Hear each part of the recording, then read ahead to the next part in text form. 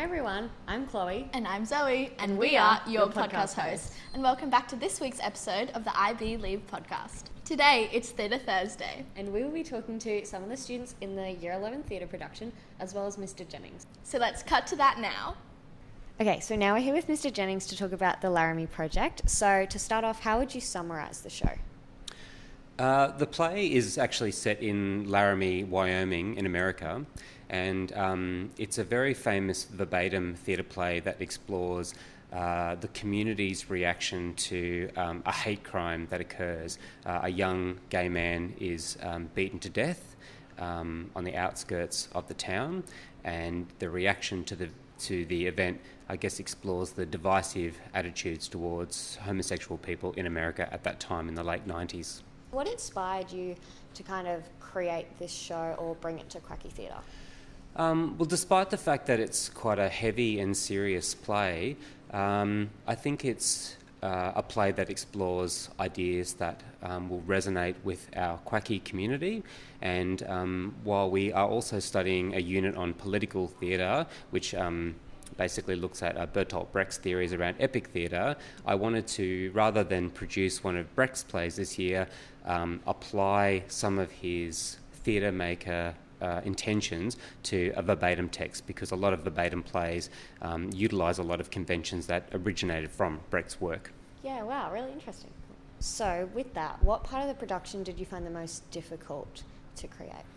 I think one of the most challenging things was, I guess, starting by having some really difficult conversations with the cast about the play and the themes of the play. Obviously, some of the ideas in the play are really sensitive to some of the people in the cast, so we began with a reading and a really serious discussion about why this play and what we wanted to say with this play.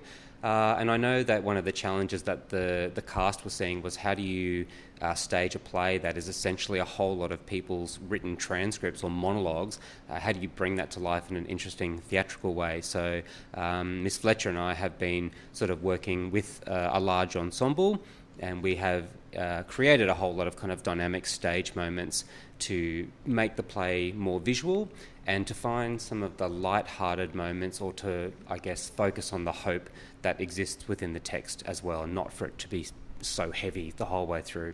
So with that, what would you want people to know before they watch the play?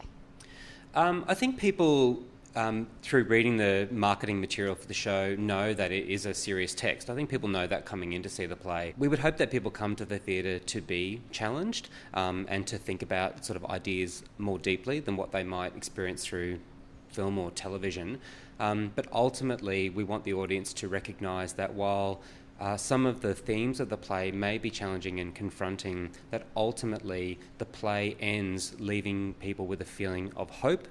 And I think I also want people to acknowledge that this is not a text that would normally be staged for a public audience by high school students, and we think that the maturity of our students here will come through their performances. And what would you say is the thing that you're most excited for audiences to see?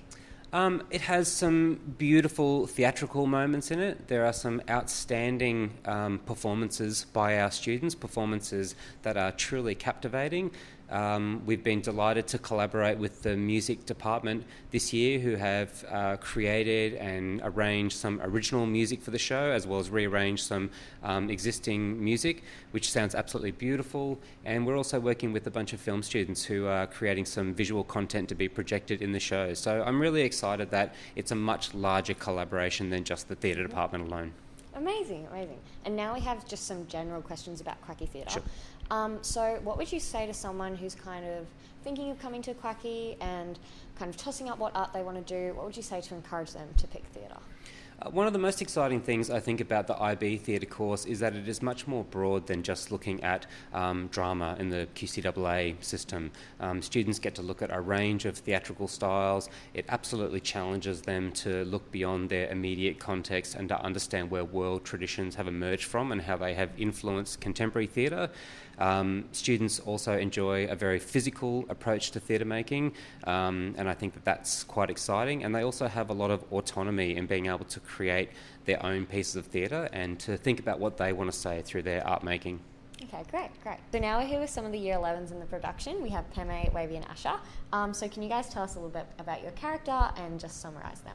I play a character named Rebecca Hilliker, and she's the head of the theatre department at the University of Wyoming. I, like many people in the play, play multiple roles. So my first role is Moises Kaufman, who is the head of Tectonic Theatre Company, which is the company that went out and decided to make a play about the incident that happened in Laramie.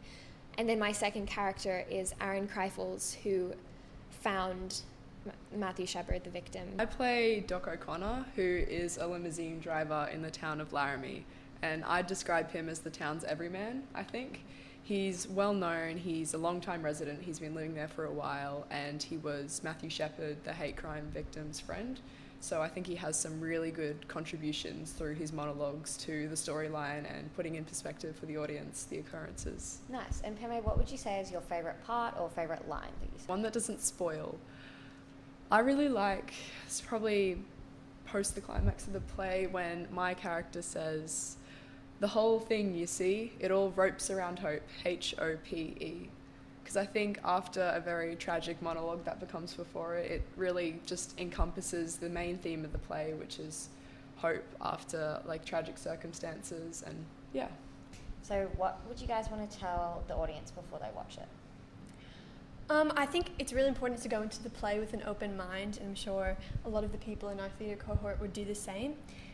It's a really impactful play and can be quite intense at times, so you just have to be ready to be kind of emotionally moved as we go through the rehearsal process and we're sitting on the sidelines. Like, you kind of get shivers sometimes because it is such an emotionally impactful play. I would think many of the people in the play would agree when we're creating these roles and these people who have very different views to our own, and we often have to basically say things that we definitely don't agree with, but we have to sell these characters because they are real people and these are real opinions that many people think. And so you have to come into the theatre knowing that we're all playing roles, but we're playing people that exist and think these things, and all of the issues surrounding the play are very real and relevant. I think building off of that, it's just really important to understand that this is a verbatim play. These are interviews that have happened. This is a real occurrence. And I think it's important to understand that this is a town with people with many perspectives. You've got the long-time ranchers, which are, you know, the stereotype, the tipping hat, everything, who may have more conservative views towards issues that we as a community at QACI are way more open about. And then you've got some other people. A lot of themes of religion are involved, and the opinions of different sorts of ministers in different religious sectors, which is really interesting.